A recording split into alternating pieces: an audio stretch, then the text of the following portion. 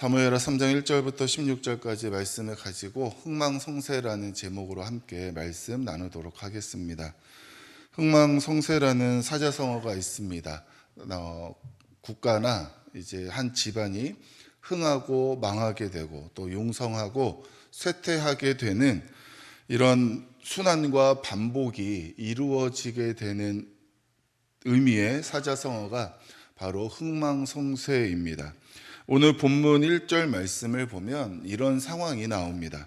사울의 집과 다윗의 집 사이에서 전쟁이 오랫도록 있었다 기록되어져 있는데, 이것은 현재 이스보셋이 왕이 된 이스라엘과 다윗이 왕이 된 유다 사이에서 다윗이 헤브론에서 왕이 된 이후 7년 6개월 동안 계속해서 이 둘 사이에 전쟁이 있었다는 것을 의미하고 있습니다.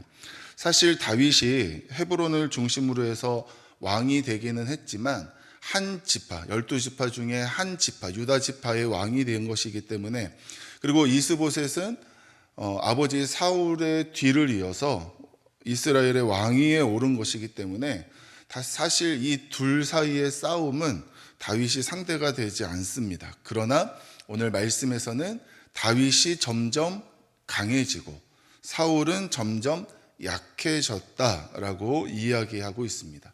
그래서 이 흥망성쇠에서 흥과 성은 다윗의 것이 되고 망과 쇠는 사울의 것이 되고 있음을 우리에게 말씀하고 있습니다. 다윗의 이 흥과 성, 이것은 2절과 5절 말씀에서 나오는 다윗의 아들들을 통해서 증명되고 있습니다. 다윗은 6 아내를 통하여 자녀들을 얻게 되고, 이 왕가의 자손이 많아지는 것, 왕가의 아들들이 많아진다라는 것은 왕성함, 번성함을 의미합니다. 또한 다윗의 결혼에는 정치적인 목적도 있었는데, 전략 결혼을 통해서 아직은 미약한 자신의 나라를 더욱더 견고하게 하고자 하는 목적을 가지고 또 여러 유력한 자들의 딸들과 결혼을 하는 그런 모습을 보이고 있고, 이로 인해서 다윗의 집안은 매우 행복하고 번성해 가는 모습을 이 여러 부인들과 또 그들을 통해 낳게 되는 아들들의 이름을 통하여 보여주고 있습니다. 근데 이에 반해서 사울의 집안은 계속해서 망하고 쇠하여 가는 모습을 우리에게 보여줍니다. 특별히 6절 말씀에서 보면 중요한 인물의 이름이 나오는데 그 이름이 바로 아브넬입니다. 2장에서 앞서 우리 살펴본 2장에서도 이스라엘의 중요한 역할을 감당하는 인물로 이 아브넬이 나오는데, 사울과 요나단이 블레셋과의 전쟁에서 전사하게 되자 이 아브넬은 사울의 넷째 아들인 이스보셋을 왕으로 세우게 됩니다. 그리고 이 이스보셋이 왕자로서 정통성은 가지고는 있으나 아마 좀 왕이 되기에는 부족한 면이 있었던 것 같습니다. 당시 사울과 요나단이 전사한 블레셋과의 전쟁에 참여하지 않았던 것을 보면 그가 전쟁을 치를 만한, 싸움을 할 만한 그러한 능력을 갖추지 못했다라는 것을 볼 수 있는데, 그런데 이 사울의 군대 총사령관이었던 아브넬이 이스보셋을 왕위에 오르게 되고, 그렇다고 한다면 실권은, 그 나라의 실권은 누구에게 있느냐? 이스보셋을 왕위로 추대한 아브넬, 이 군대의 모든 실권을 가지고 있는 이 아브넬에게 나라의 실권을 가지게 됩니다.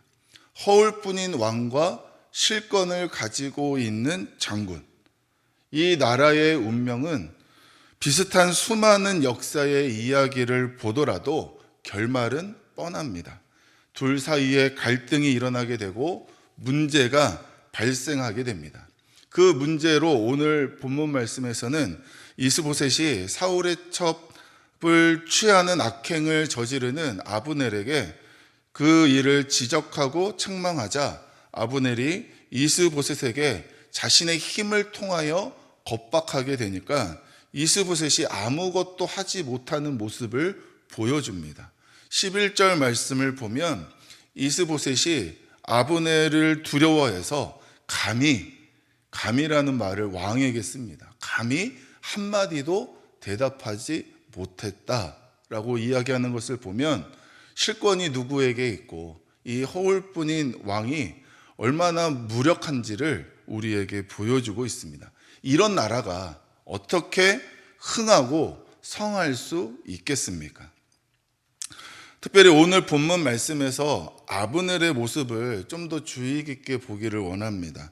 이 왕인 이스보셋이 아브넬의 악행을 지적하게 되자 아브넬이 보이는 반응이 8절부터 10절까지 말씀에 기록되어져 있는데 8절부터 보면 아브넬이 이스보셋의 말을 매우 분하게 여겼다 라고 기록되면서 내가 유다의 개머리냐라고 이야기를 합니다.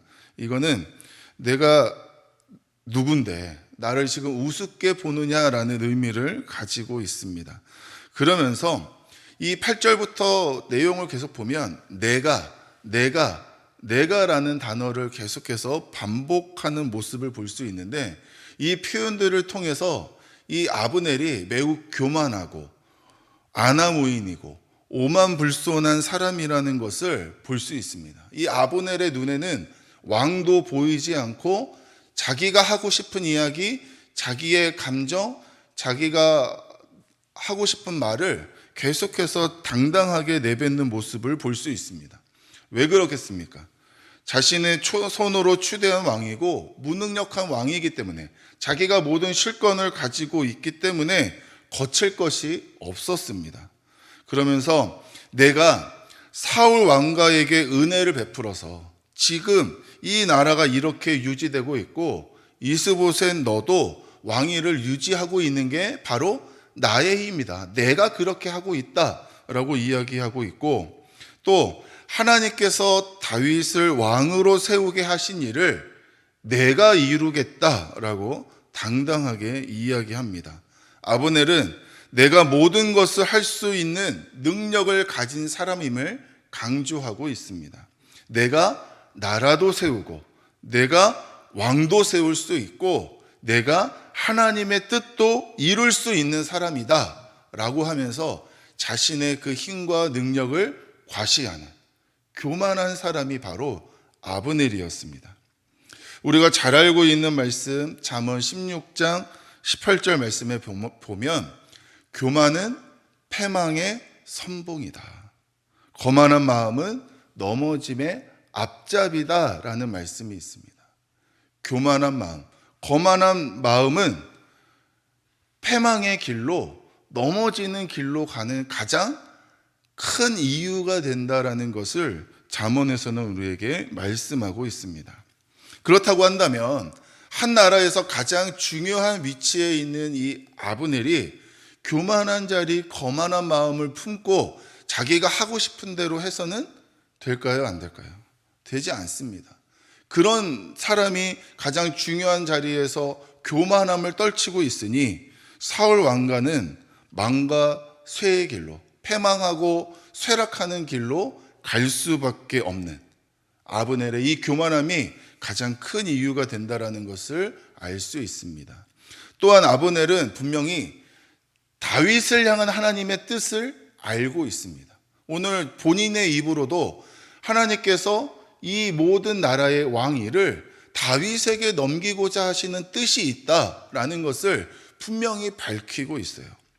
그 하나님의 뜻을 알고 있으면서도 다윗의 반대편에, 즉 하나님의 뜻의 반대편에 서 있는 사람이 아브넬이었습니다. 하나님의 뜻 반대편의 그 자리가 바로 교만의 자리입니다. 흥망성쇠, 이는 누구나 겪게 되는 일입니다. 우리가 승승장구하면 좋겠지만 분명히 꺾이는 순간, 내리막의 순간을 경험하게 됩니다. 그러나 그 자리가 온다 하더라도 그 자리에 머무르지 말고 다시금 치고 올라가는 삶을 살아야 됩니다. 망에서 흥으로, 쇠에서 성으로 가는 모습이 우리 안에 있어야 됩니다. 그런데 우리가 교만하고 거만하여서 우리가 스스로 망하는 길로, 쇠락하는 길로 가면 안 됩니다. 아브넬처럼 우리가 그러한 모습으로 살아서는 안 되는 것입니다. 그러므로 우리는 어디로부터 떠나야 되느냐? 교만의 자리로부터 떠나야 됩니다. 나만 바라보고 나만 앞세우고 나를 높이는 자리에서 우리는 내려와야 됩니다. 내가 중요한 것이 아니라, 나만을 위하는 삶이 아니라, 우리는 이제 하나님을 믿는 그 믿음의 순간으로부터 우리는 전혀 다른 삶을 살아야 되는데, 하나님을 바라보고 하나님을 높이고 하나님을 앞세우고 걸음걸음마다 하나님을 인정하는 자리에 있는 것, 그것이 우리의 삶의 모습인 줄 믿습니다. 그래야 우리가 하나님을 통해서 그 하나님과 함께 계속해서 흥하는 자리로, 융성하는 자리로, 승승장구할 수 있는 자리로 나아갈 수 있게 되는 것입니다. 시편 127편 1절 말씀을 보면, 여호와께서 집을 세우지 아니하시면 세우는 자의 수고가 헛되며, 여호와께서 성을 지키지 아니하시면 파수꾼의 깨어 있음이 헛되다라고 말씀합니다.